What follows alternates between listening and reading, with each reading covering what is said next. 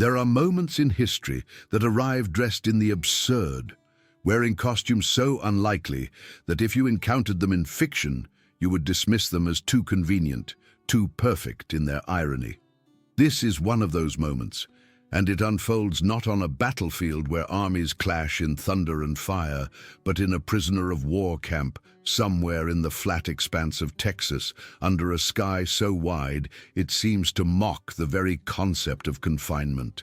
The year is 1943, and the world is tearing itself apart with an enthusiasm that would be remarkable if it were not so horrifying. But here, in this particular corner of that global conflagration, something strange is happening. Something that begins with laughter. The prisoners have arrived from North Africa, carried across an ocean to a land so foreign it might as well be another planet. They are soldiers of the Reich, men who marched through Poland and France with the confidence of those who believed themselves chosen by history itself. Their uniforms, though dusty and worn from the desert campaign, still carry the ghost of that confidence. They stand by the fence, these men, and they are laughing. Not the bitter laughter of the defeated, not yet, but something closer to genuine amusement tinged with disbelief. The object of their mirth sits in crates before them, distributed by guards who seem entirely unaware that they're handing out comedy material. Shoes, American Army shoes. And to eyes trained in the Prussian tradition of military excellence, these shoes are nothing short of hilarious. Imagine what they saw. Broad things, flat and ungainly, constructed from leather that looked thick and unrefined. The soles were rubber, heavy rubber, the kind of material you might expect on work boots for laborers, not on the feet of professional soldiers.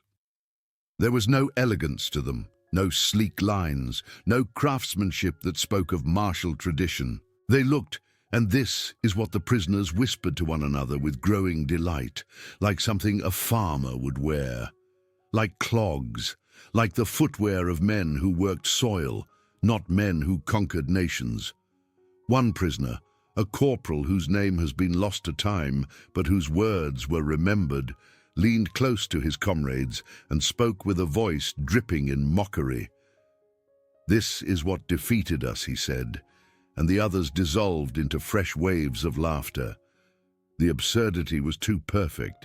Here they were, soldiers of an army that prided itself on precision and quality, captured by men who apparently could not even produce decent boots.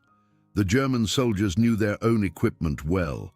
They had marched in boots that rose nearly to the knee, polished leather that gleamed even in desert sand, soles reinforced with iron hobnails that rang out on pavement like declarations of purpose. These boots were not merely functional items. They were symbols. They represented a military tradition that stretched back centuries to the days when Prussian discipline was synonymous with military excellence. Officers had always insisted that equipment mattered, that quality was a reflection of the army's soul, and now here were their captors, offering them footwear that looked like it had been designed by committee, produced in haste, thrown together without thought for appearance or tradition. The contrast was so stark, it seemed to confirm everything the prisoners believed about American culture. Crude, utilitarian, lacking in refinement, an army of shopkeepers and farmers playing at war. But time has a way of eroding certainty, and in this case it would not take long. Within days, perhaps a week at most, the prisoners were being organized into work details. The Geneva Convention stipulated certain things about the treatment of prisoners, and labor was permitted under specific conditions. The men would work outside the camp, supervised but engaged in productive activity. And for this work, they would need proper footwear. The camp administration, with the bureaucratic efficiency that characterized American military logistics, issued them the shoes they had mocked. "Put these on," the guard said, and the prisoners complied, though many did so with smirks still playing at the corners of their mouths. They laced up the broad, flat, ridiculous-looking American shoes, and prepared themselves for what they assumed would be an uncomfortable validation of their initial assessment. The first steps were strange. The leather felt different under their hands as they tied the laces, softer somehow, more pliable.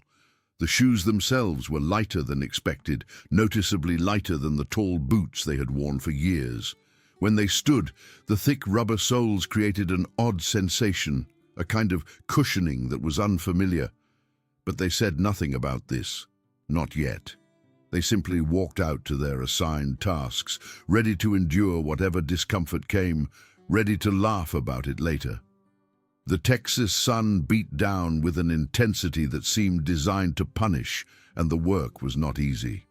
Moving lumber, clearing land, tasks that required hours of standing and walking across terrain that varied from hard-packed earth to loose soil to rocky patches that threatened ankles with every step. And here is where the story pivots, where the laughter begins its slow transformation into something else entirely. By midday, the men wearing their old German boots were struggling.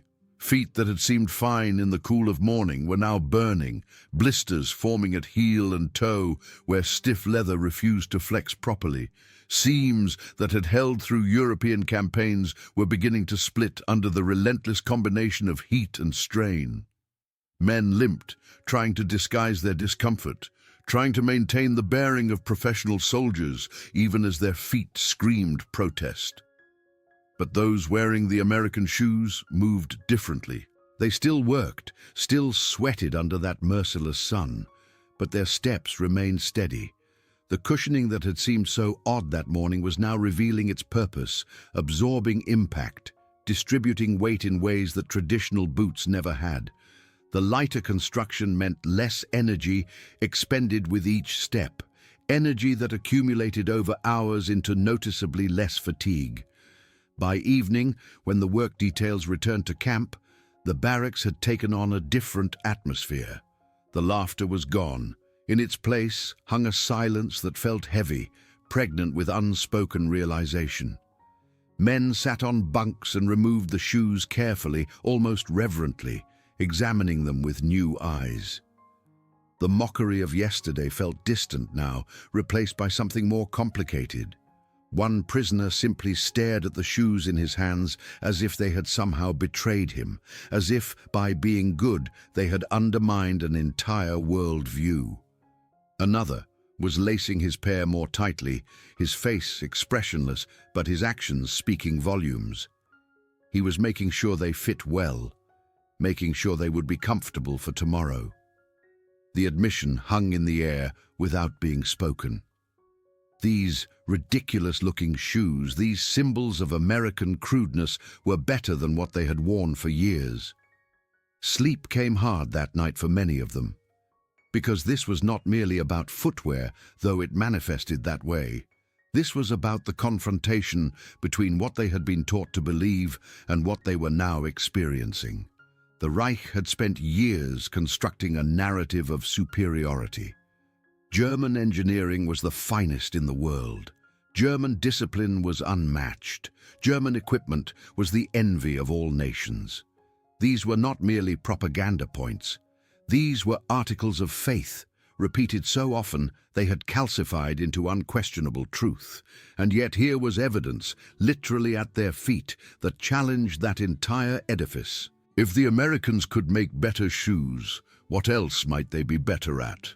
The thought was uncomfortable, almost dangerous, and most of the prisoners shoved it away, unwilling to follow it to its logical conclusion. But it lurked there nonetheless, a seed planted that would only grow with time. The days that followed established a pattern.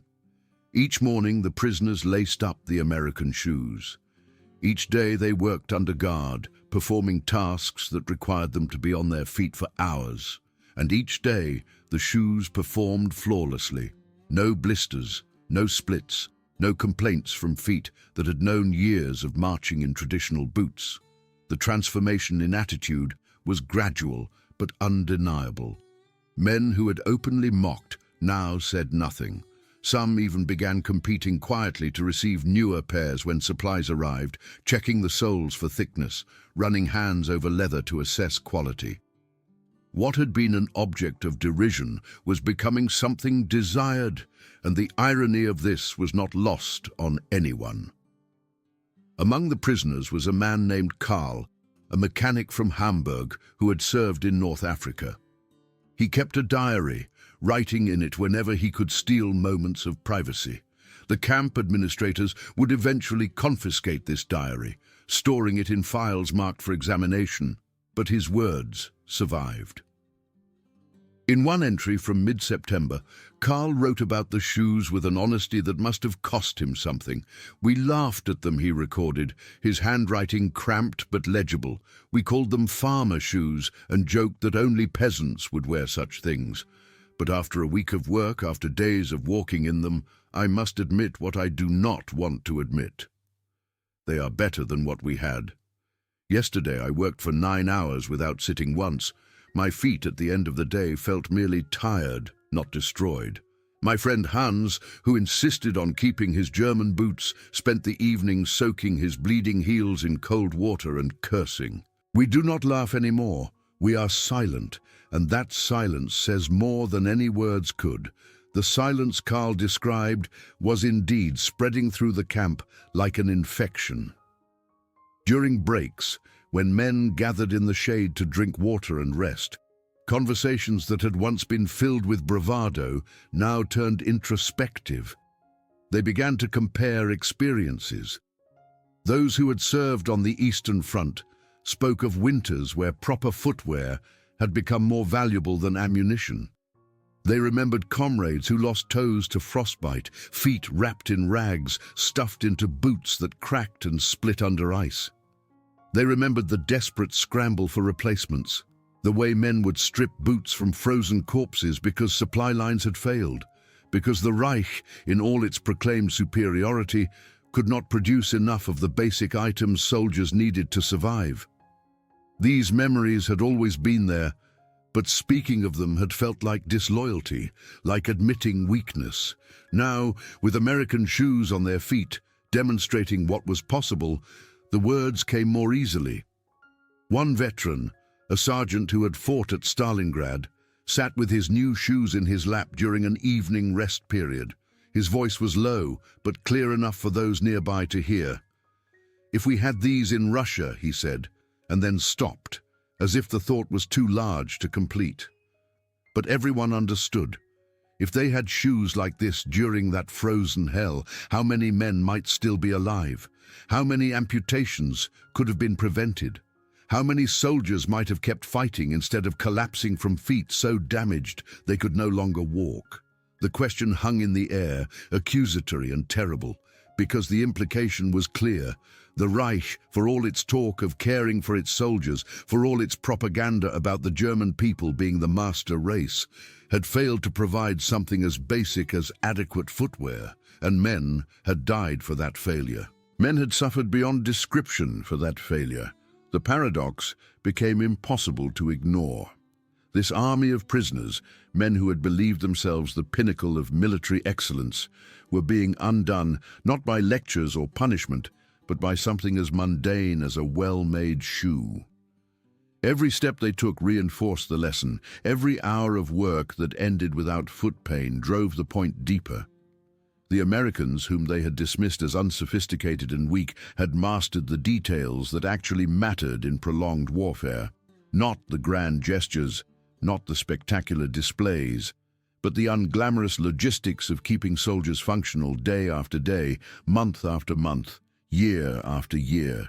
This was a kind of warfare the Germans had not fully understood, a war of endurance and industrial capacity rather than dramatic offensives and tactical brilliance. As weeks turned into months, the psychological impact deepened. The camp administrators, following established protocols, began organizing controlled tours for selected groups of prisoners. These tours were meant to demonstrate American industrial capacity, to drive home the futility of continued resistance, even as the war still raged across Europe and the Pacific. The prisoners, under heavy guard, were taken to factories, and what they saw there transformed their understanding even further. In Detroit, they stood on observation platforms overlooking the Ford River Rouge plant, and what they witnessed seemed impossible. Assembly lines that stretched further than the eye could easily follow. Machinery operating with a precision that made human workers seem like mere attendants to some vast mechanical intelligence. And the output, the sheer volume of production, was staggering. Not just vehicles and weapons, but everything an army needed, including shoes. A guide explained the process to them, his tone casual, as if describing something perfectly ordinary. Every machine was calibrated to identical specifications. Every worker trained in methods designed for maximum efficiency. The result was standardization on a scale the Germans had never achieved. Thousands of pairs of shoes, each identical to the last, rolling off production lines every single day. One prisoner whispered to another, loud enough to be overheard. "This is not an army," he said. "This is a factory that happens to have rifles attached."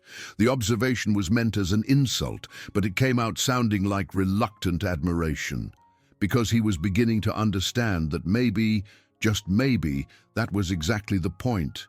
Maybe modern warfare was not about the romance of martial tradition, but about the cold mathematics of production and logistics. The contrast with German manufacturing became painfully obvious.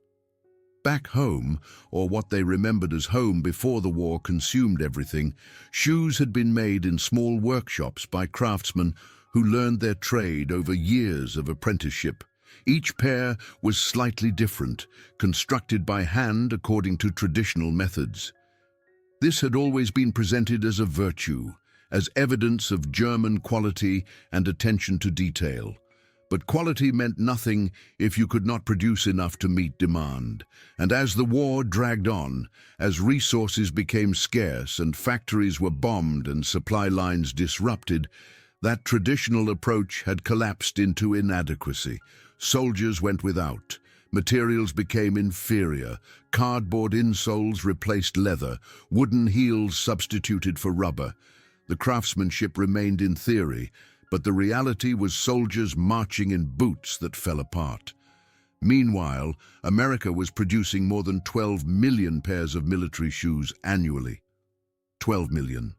The number was so large it seemed abstract, impossible to truly comprehend. But its effects were concrete. It meant that every American soldier, no matter where he was stationed, could expect to receive new shoes when needed. It meant that replacements were abundant enough that soldiers kept spare pairs. It meant that the unglamorous detail of footwear had been solved so thoroughly that it simply ceased to be a problem.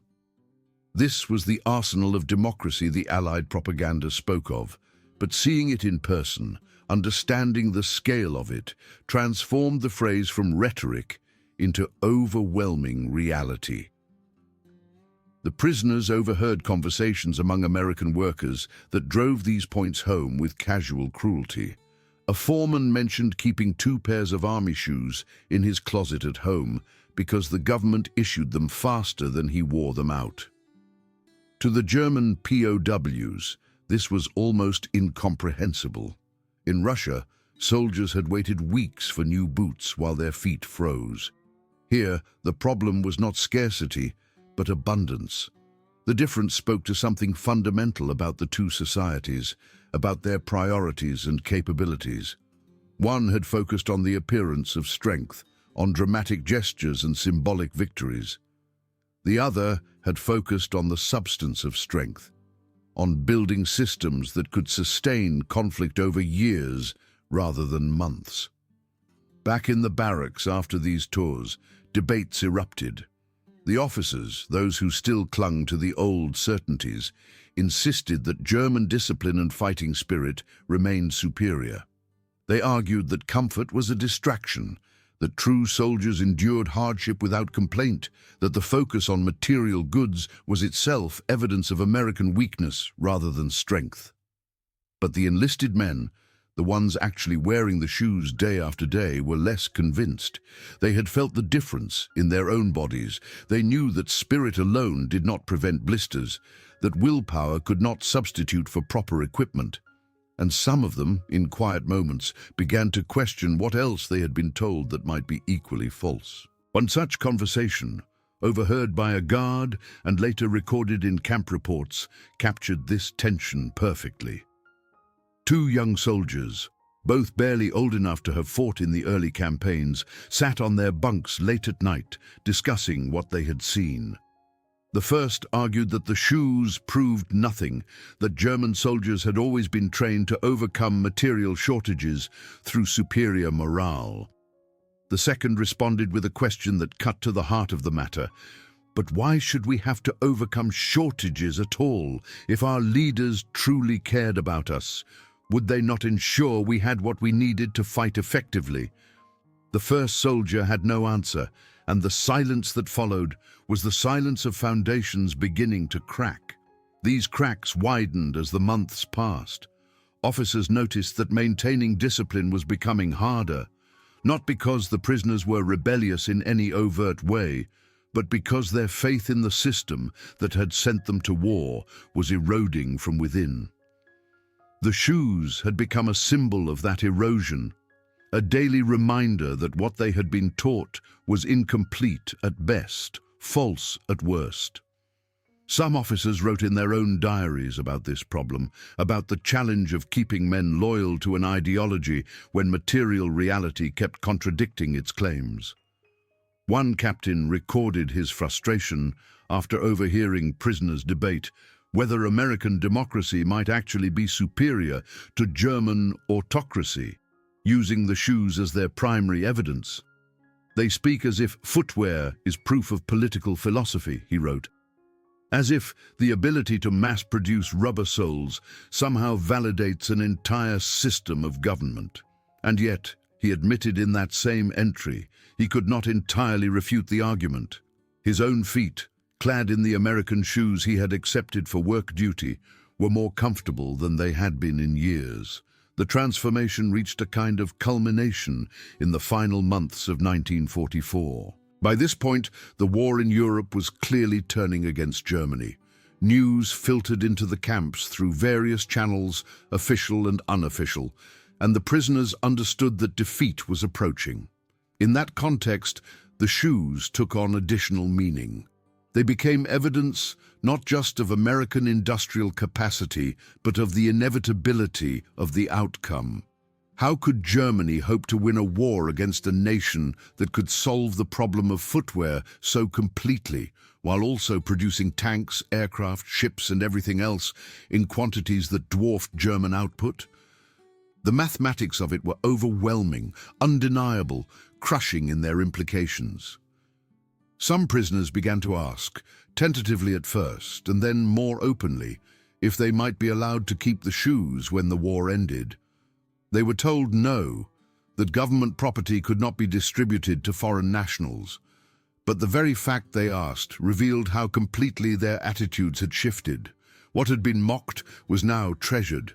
What had been dismissed was now valued above their own military traditions.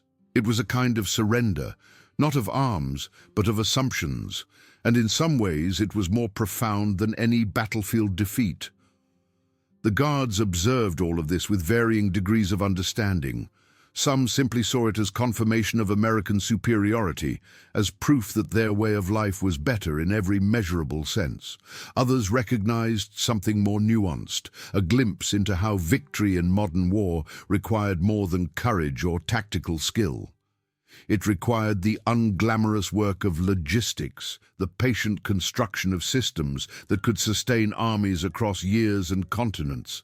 The shoes were just one small piece of that system, but they were the piece the prisoners could see and feel and experience directly. Through them, the larger truth became undeniable. When the war finally ended in May of 1945, the repatriation process began. Prisoners were sorted, documented, and prepared for return to a Germany that no longer existed in the form they remembered. Many of them carried nothing but the clothes they wore. The American shoes remained in Texas, returned to supply depots or distributed to new labor groups. But the memory of them traveled back across the Atlantic, lodged in minds and reinforced by thousands of steps taken in comfort. In the decades that followed, when historians interviewed former prisoners about their experiences, the shoes came up again and again. Men who could have spoken of battles or captures or dramatic moments instead spoke of footwear, of the strange humiliation of realizing that their enemies had cared for them better than their own leaders had. A sergeant interviewed in the early 1960s put it bluntly, "What defeated us was not American courage, though they had that. It was not their tactics, though those were effective. What defeated us was their ability to think about everything, even the smallest details, and to organize their entire nation to address those details." The shoes were just one example, but they were the example that taught me the lesson. When I wore them, I walked farther with less effort, and I thought, if they can make shoes this good, what else can they do? The answer, of course, was everything. Another former prisoner, a lance corporal who had served in France before Africa, wrote a memoir in the 1970s. One chapter focused entirely on his time in Texas, and a significant portion of that chapter discussed the shoes. He described the moment when he first put them on, expecting discomfort and finding instead a kind of revelation. He wrote about the slow death of his pride, the way each day of work eroded his certainty until nothing remained but acknowledgement. And he wrote about conversations with fellow prisoners who whispered the same forbidden thought over and over. If the Führer had given us shoes like these, if our factories had produced equipment this reliable, if our supply lines had been this efficient, would we have won? The question was unanswerable, of course, but asking it represented a kind of freedom, a breaking of the mental chains that propaganda had forged. The symbolism of the shoes extended beyond the individual prisoners. In the broader context of the war, they represented a fundamental difference in how the two societies approached conflict. Germany had treated war as an extension of national will, believing that superior ideology and fighting spirit could overcome material disadvantages. The emphasis was always on the dramatic, the spectacular, the gestures that would inspire and intimidate. Uniforms were designed to impress. Parades were choreographed to perfection. Weapons were engineered to be fearsome. But the mundane details, the logistics that actually sustained armies in the field, received less attention. When resources became scarce, soldiers were expected to endure, to sacrifice, to make do with less, because their cause was righteous and their will was strong. America approached war differently, particularly once the initial shock of entry wore off and the full industrial might of the nation engaged. War became a problem to be solved through organization and production. The question was not how to inspire soldiers through grand gestures, but how to keep them fighting effectively over the long haul. This meant thinking about everything from nutrition to medical care to, yes, footwear. It meant building supply chains that could deliver material to front lines thousands of miles away. It meant creating manufacturing capacity that could produce not just weapons, but all the supporting equipment soldiers needed. The shoes were a perfect encapsulation of this philosophy because they were so unremarkable, so unglamorous, and yet so essential. Consider the mathematics involved. A soldier in the European theater might march hundreds of miles in the course of a campaign. If his boots were heavy, that extra weight compounded over every step. Half a kilogram more per foot meant 1 kilogram total, carried over distances that stretched endlessly. That extra kilogram translated into energy expenditure, into fatigue that accumulated until men simply could not go on. American planners had calculated this. They had tested weights and materials and designs until they found the combination that maximized comfort and minimized fatigue. It was not exciting work. It received no medals or recognition, But it meant that American soldiers could march further and fight longer, and in the aggregate that advantage mattered more than almost anything else. The German prisoners, through the simple act of wearing better shoes, learned this lesson viscerally. They felt in their own bodies what proper planning meant, and many of them carried that lesson forward into the post-war period, into the reconstruction of Germany and the building of a new society. The men who had laughed at American shoes in 1943 became the men who, in the 1950s and 60s, helped build an industrial democracy that valued efficiency and logistics. Not all of them, of course. Some clung to the old beliefs, bitter and unrepentant. But enough changed that the collective memory shifted, that the narrative of German exceptionalism gave way to something more humble and realistic. The story of the shoes also reveals something about the nature of effective propaganda, or rather the limits of propaganda. For years, the German people had been told that their nation was superior in every way, that their soldiers were better trained, better equipped, better led, that their enemies were inferior, weak, corrupt. This narrative was reinforced through every channel, repeated until it seemed like objective truth rather than constructed fiction. But propaganda, no matter how pervasive, cannot override direct experience forever. When reality and narrative collide, reality tends to win eventually. The prisoners experienced that collision every time they laced up the American shoes. The comfort they felt contradicted years of indoctrination, and that contradiction could not be explained away. In the barracks at night, after the lights went out, men would lie on their bunks and process what they were experiencing. Some did this silently, turning thoughts over in their minds. Others whispered to trusted friends, testing ideas in quiet voices. A few wrote in hidden diaries or composed letters that would never be sent. But all of them, in their own ways, were grappling with the same fundamental question. If we were lied to about this, what else were we lied to about? The shoes became a wedge, splitting open assumptions and forcing examination of beliefs that had seemed unquestionable. This was perhaps the most profound victory the shoes represented. Not a military triumph, but an ideological one. The human dimension of this story deserves emphasis, because it would be easy to reduce it to statistics and strategies, to talk about industrial capacity, and forget that we are discussing actual men confronting actual doubt. These were not abstractions. These were young men, most of them, who had grown up in a society that told them they were destined for greatness, that their nation would dominate Europe and reshape the world. They had believed this, or at least most had believed it, because why would they not? The evidence seemed overwhelming. They had won stunning victories in Poland and France. They had seemed unstoppable. And then, gradually, things had gone wrong. Defeats accumulated, resources dwindled, the promised future never arrived. And now they sat in a camp in Texas, wearing enemy shoes that felt better than anything their own nation had given them. Imagine the emotional complexity of that position. Pride demands that you maintain faith in your cause, in your leaders, in the righteousness of your struggle. But your feet are comfortable for the first time in years, and that comfort is a gift from the enemy, not from the regime you served. How do you reconcile that? Some could not and retreated into denial or anger, but others let the experience open them to new possibilities, to the recognition that perhaps the world was more complicated than the propaganda had suggested. This opening was not always comfortable.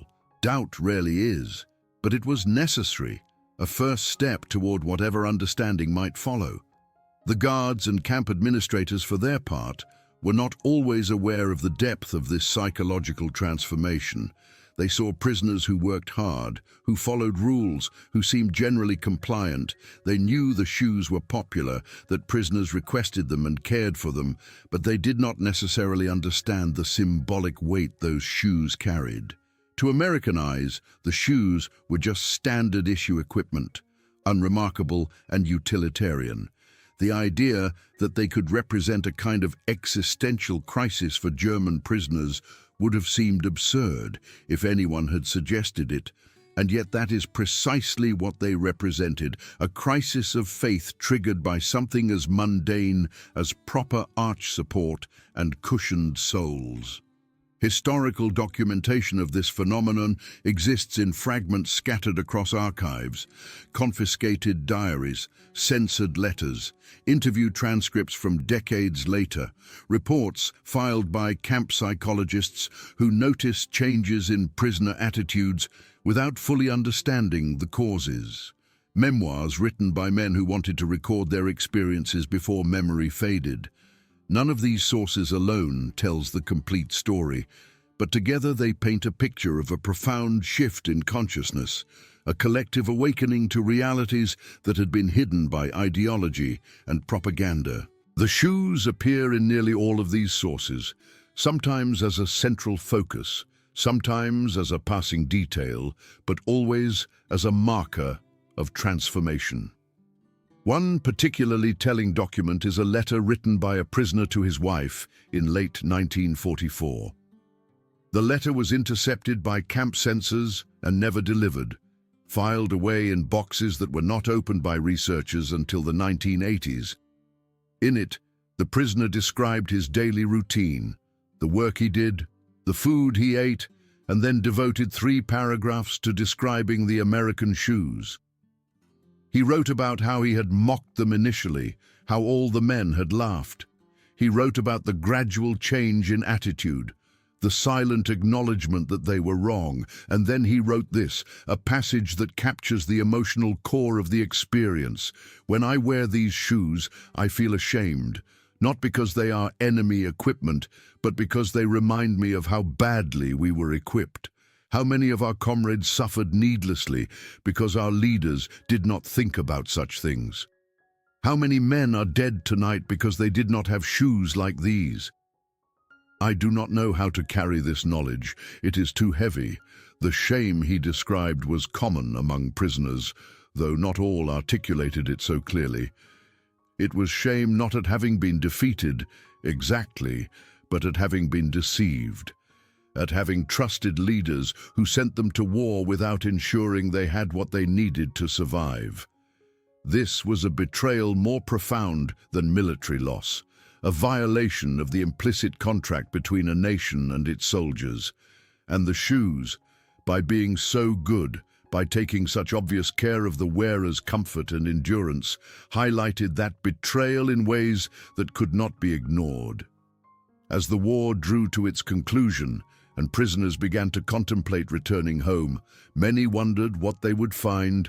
Germany was being destroyed, cities bombed into rubble, the infrastructure of the state collapsing under Allied assault. They would return to a nation that needed rebuilding, to a society that would have to reckon with what it had done and what had been done to it.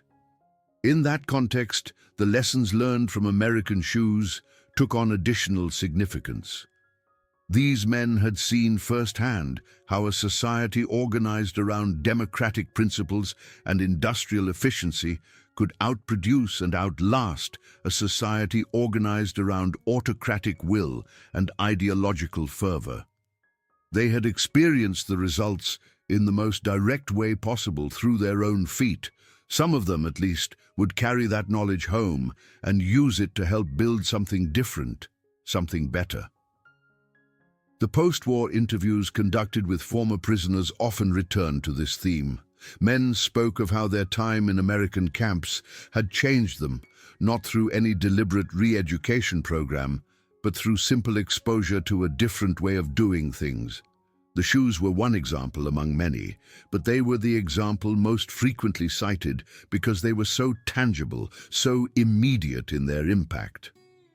A former officer, speaking in the 1970s, put it this way: "We came to America as prisoners, expecting to be treated as the defeated enemy.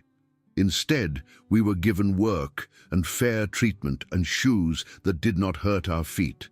This small kindness, this attention to comfort, it changed how we thought about everything. We realize that strength is not about making soldiers suffer. It is about making sure they can do their jobs effectively. The cinematic quality of the original scene, the image of German soldiers laughing at American shoes only to fall silent days later, has a timeless power because it captures a universal human experience, the moment when confidence meets reality and reality wins. We all carry assumptions about the world, beliefs about how things are or should be, and sometimes those beliefs are tested against actual experience, and we discover that what we thought was true is incomplete or wrong. How we respond to that discovery defines us. Do we deny it, clinging to comfortable falsehoods, or do we accept it, even when acceptance is painful, and adjust our understanding accordingly? The German prisoners, by and large, chose acceptance. Not immediately, not without resistance, but eventually. The shoes gave them no choice because the evidence was literally beneath them with every step. And that acceptance opened pathways to new thinking, new possibilities, new futures. It did not erase the past, did not undo the war or resurrect the dead, but it created space for something different to emerge. In that sense, the shoes were not just better equipment, they were teachers, instructors in the hard lessons of humility and reality. The lasting image is one of those rows of shoes beside bunks, lined up neatly in the dim light of barracks evening. Each pair represents a small surrender, an admission that pride was insufficient, that belief could not substitute for facts, but each pair also represents a kind of hope, because implicit in that admission is the possibility of learning, of growth, of becoming something more than what propaganda had tried to make them. The prisoners who wore those shoes walked not just across Texas farmland, but across a threshold from one understanding of the world to another. Some crossed more fully than others. Some never crossed at all, but the threshold was there, marked by rubber and leather, offered by the very enemy they had been taught to despise. This is why the story endures, why it resonates across decades, why it continues to teach. Because it is not really about shoes at all. It is about the confrontation between ideology and reality, about the price of arrogance and the value of practical wisdom, about how the smallest details can contain the largest truths. The German prisoners learned what their leaders never seemed to grasp, that taking care of soldiers is not weakness, but strength, that the unglamorous work of logistics and supply determines outcomes more surely than grand strategy or inspiring speeches. They learned this through their feet, through the simple experience of walking without pain, and that made the lesson impossible to forget. The story closes not with triumph or tragedy, but with the quiet aftermath of understanding, with men changed by something they never expected to change them, with the recognition that history's verdicts are delivered not only on battlefields, but in moments of individual realization, in the silence that follows laughter, in the careful lacing of shoes that no longer seem ridiculous, but rather like gifts, like small mercies, like evidence of a truth too large to deny and too important to forget.